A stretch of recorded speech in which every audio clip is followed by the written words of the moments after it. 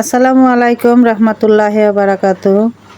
তো ভাগ্য যদি থাকে এমনই হতে হয়। তো দেখো এখানে এক ছড়ি কলা।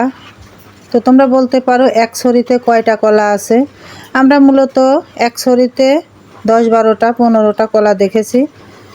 এখানে আছে এক ছড়িতে 22টা কলা।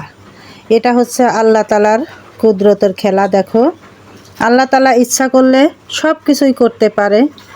এটা সবার কথা, শুধু আমার কথা না।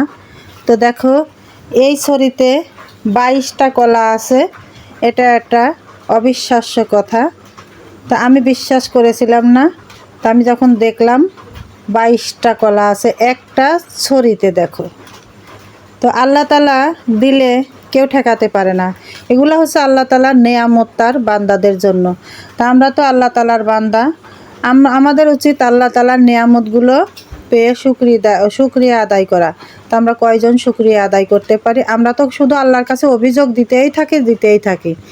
তো আল্লাহ যেটা দিবে, যখন দেবে তখন আপনা আপনিই আসবে, অটোমেটিক চলে আসবে। সময় এবং ধৈর্য ধরতে হয়, অপেক্ষা করতে হয়, আল্লাহর উপর ভাগ্যকে ছেড়ে দিতে হয় এবং কর্ম করতে হয়। কর্ম না করলে ভাগ্য কিন্তু কখনোই ভালো হয় না।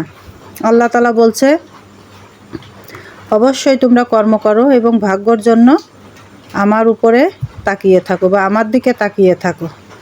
তো দেখো কলাগুলো এত সুন্দর। এই কলাটা যেই কৃষকের মানে খেতে হয়েছে সে খুব ভাগ্যবান আমি মনে করি। দেখো অনেক সুন্দর, এত ভারী, আমি উঁচুই করতে পারছি না এক হাত দিয়ে। 22টা কলা একটা ছড়িতে। তো সবাই ভালো থেকো, সুস্থ থেকো। আজ এই পর্যন্তই। আসসালামু আলাইকুম।